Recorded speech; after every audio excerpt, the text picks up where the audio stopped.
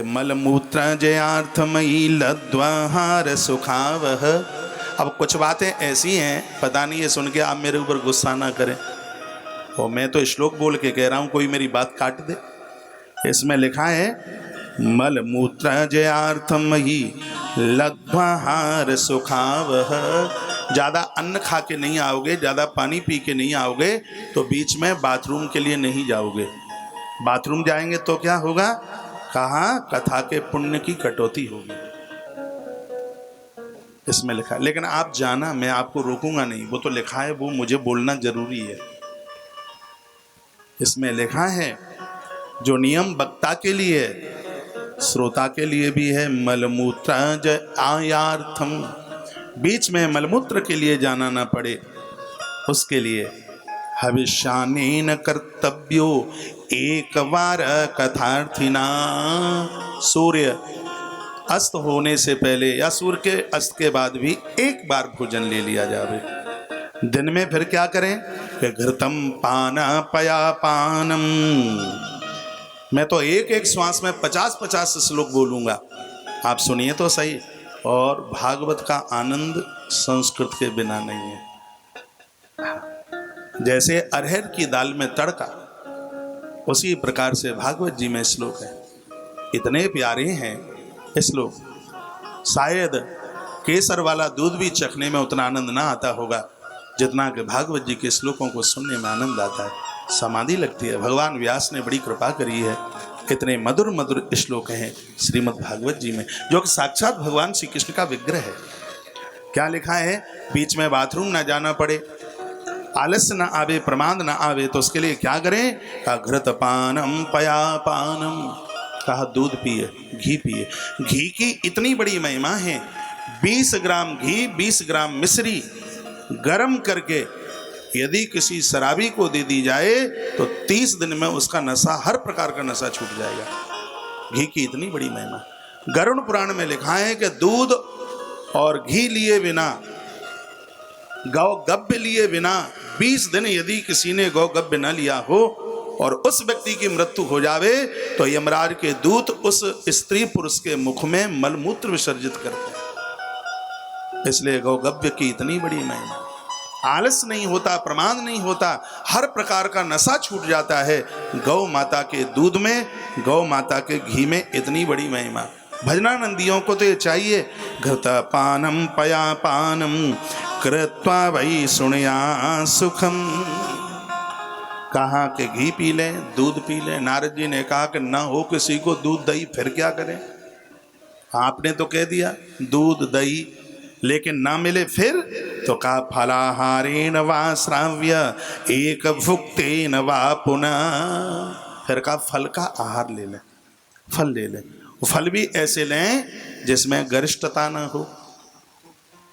एक बार फल ले लें और दूसरी बार रात्रि को आहार ले लें। नारद जी ने कहा जो पेटुई राम हो, जो बिना रोटी के, बिलंदा भरी रोटी के बिना ना रह पाए, फिर? तो जवाब दे दिया, कह दिया नोपवासो वरा प्रोक्तम कथा विघ्न करो यदि उपवास करने से किसी भी प्रकार का कथा में विघ्न आता है। रोटियां छोड़ दी, पंडाल में बैठ के पेट पर हाथ घुमाते हैं, कहा मरे भूखे तो बिलंदा छिन के भी फिर सुन लो कथा। कथा मन छोड़ो, यदि रोटी नहीं छूटती है तो रोटी ले लो, लेकिन कथा मत छोड़ो। कुछ बातें और भी कही गई हैं। भोजनम तो बरे मन्ये कथा सुन कार्यक्रम नो वासुवर प्रोक्ता कथा विघ्न करो यदि।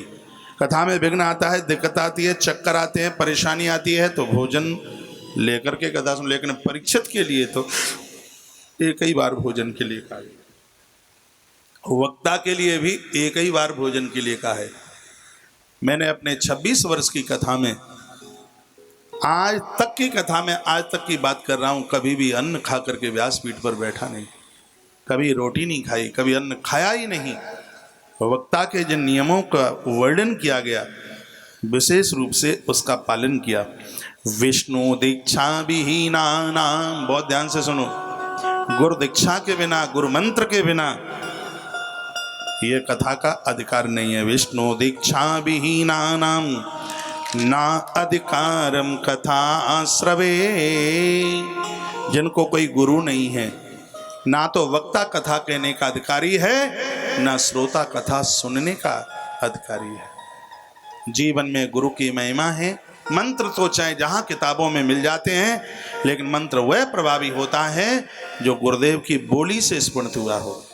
राइफल की गोली, कारतूस राइफल का, उसमें डंडे मारो, पत्थर मारो, और राइफल का कारतूस चलता नहीं है।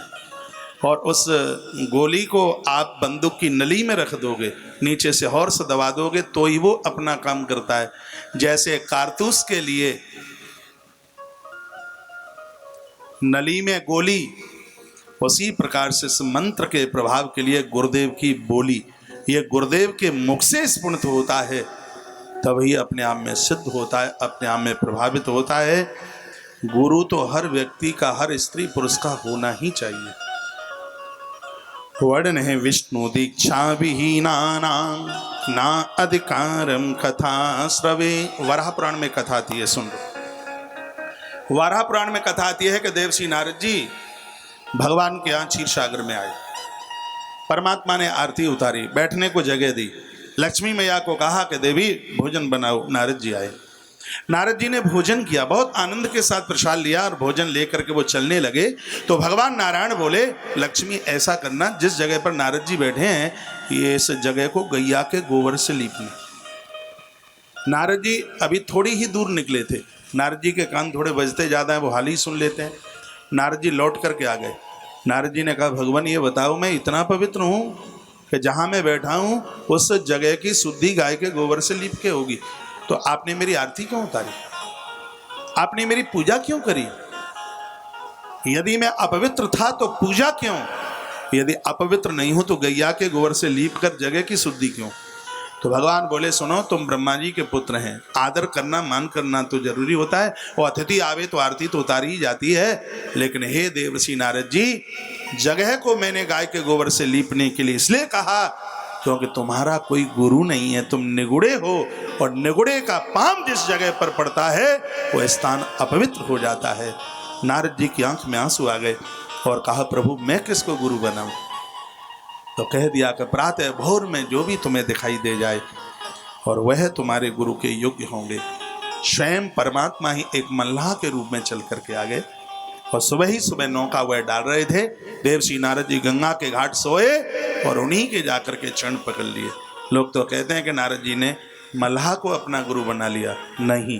वराह पुराण में निवेदन है, परीक्षा के तौर पर परमात्मा ही स्वयं एक नाविक का भेष बना करके आए और वहीं भगवान आके प्रकट हो गए। और परमात्मा ने यही मंत्र नारद जी को गंगा के घाट पर दिया था। नारद जी को ओम नमो भगवते वासुदेवाय। ये कथा वराह पुराण की है, समझ में आ रही है? हाँ बोले, बोलो बांके बिहारी लाल की जय, श्री हनुमान जी महाराज की जय, जय जय श्री राधे, जय जय श्री राधे, जय जय। तो विष्णु दीक्षा विहीनानां ना अधिकारम कथा श्रवे। जिनके पास में गुरु मंत्र नहीं है, जप नहीं करते हैं, उनको ये कथा सुनने का बिल्कुल अधिकार नहीं है। और भी श्रोता को, जजमान को, परीक्षित को नियम बताया क्या?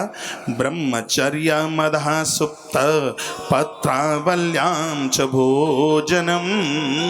ब्रह्मचर्य साधना की बात कही। ब्रह्म संयमित होकर के वह कथा सुने, कथा सुनावे। और पत्रावल्याम च भोजनम, 7 दिन के लिए फलियार भोजन जो भी है, पत्तल के ऊपर, वो भी पत्तल जो पत्ते की पत्तल है उसको बहुत शुभ माना गया है, थर्माकोल की नहीं। जो पत्रावली, जो पत्ते की पत्तल तो वही है, ढाक के पत्तों की पत्तल को बहुत शुभ माना गया, उसमें अनुष्ठान सिद्ध हो जाता है। कथा समाप्तौ भुक्तिम च कोर्यानीतम कथाव्रती। जो कथा सुनने के बाद भोजन करते हैं उनकी कथा अपने आप में सिद्ध हो जाती है। कुछ चीज़ें छोड़ दो, द्विदलम मधुतेलम च गरिष्ठानम तथैव च। भूल करके भी कथा सुनने वाले लोगों को सूतक पातक में, बछिया त्रयोदशी में नहीं जाना चाहिए। और उठावनी में भी उन दिनों में न जावे। जला हुआ कोई भी अन्न न खाएं, ऐसा वर्णन है। शहद न लें, तेल को भी अपने शरीर में प्रयोग में न लें। ये परीक्षित के लिए विशेष रूप से सरसों के तेल को वर्जित बताया गया। चाहे तो तेल उसके लेपन के लिए उसको वर्जित बताया गया। भाव दुष्टम परशुतम जहाँ नित्यम कथाव्रति। ऋतु काल में ऋतुमती धर्म में नारी की भी दृष्टि उस अन्न के ऊपर न पड़े। वे वेद वैष्णव विप्राणाम गुरु गुरु व्रतना तथा स्त्रीराज में हिताम निंदा वर्जित कथाव्रति। इसमें वर्णन है कि कथा का श्रोता वैष्णवों की निंदा करता है, वेदों की निंदा करता है, भगवान की निंदा करता है, गुरु संतों की निंदा करता है, स्त्री की निंदा करता है। वर्जित कथाव्रति, ये उसके लिए वर्जित बताया गया। जो निंदक लोग हैं उन्हें कथा सुनने का किंचित मात्र भी फल प्राप्त नहीं होता।